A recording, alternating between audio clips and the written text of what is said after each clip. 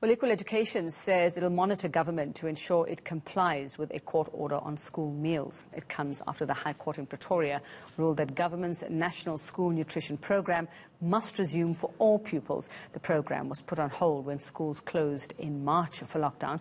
The advocacy group says most pupils depend on meals they receive at school. Well, let's discuss how we got here and the way forward with Stacey Jacobs. She's from Equal Education. Stacey, good morning, and thanks so much for your time. And I'm sure a huge sigh of relief on your side and your partners in this battle as well. This court ruling bringing this relief for many. Just a quick reminder of how and why this actually had to go to court.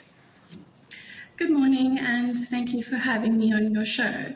Indeed, this is an absolute victory for all beneficiaries of the National School Nutrition Programme. And the background to this case is that the National School Nutrition Programme feeds approximately or over 9 million learners in South Africa.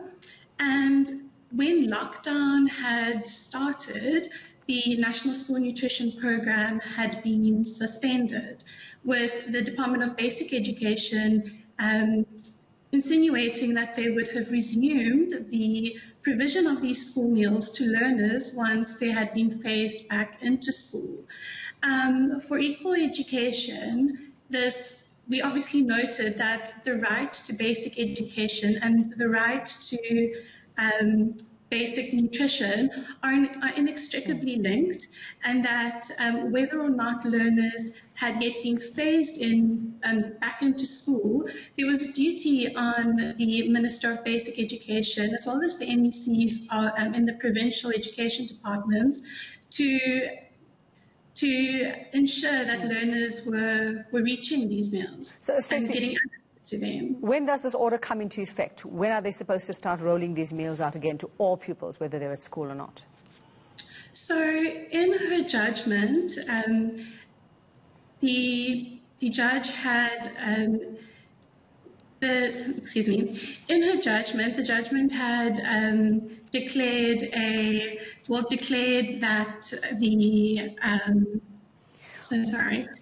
in her judgment. Yeah, Stacey, sorry, I think we are having a bit of a problem with our connection to you there, but let's just talk about then what the monitoring actually means for you and your partners in this. How are you supposed to monitor this? What does it actually take for you to make sure that they're now complying?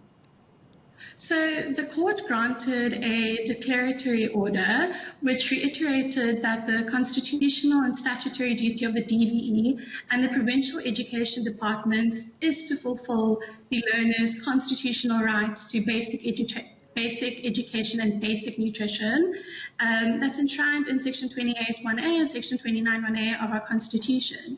Beyond this, the judge also ordered a supervisory interdict which compels the Basic Minister of Education, as well as the 8 provincial education MECs, to file detailed plans with the court on how they plan to reinstate the National School Nutrition Programme, and thereafter they are supposed to file updates with the court every 15 days to ensure that this rollout is indeed happening.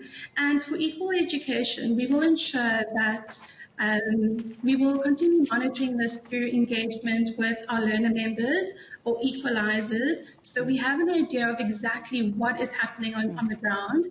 We will also engage with the reports and the updates that are filed by by the Department of Basic Education, as well as the reports and updates and plans that are filed by the provincial education department. So would you also be required, or are you able to probably physically go and check that this is being done on the ground? Are you allowed to do school visits to actually monitor this? So throughout, once schools had reopened, Equal Education had in fact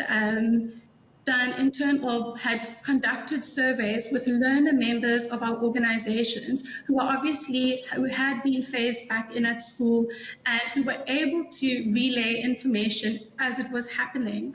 So there are a number of ways that we can engage our learners to find out about whether or not we are actually seeing the realization of this on the ground. All right, well, we look forward to some updates to see that there is compliance. Thanks very much, Equal Education's Stacey Jacobs.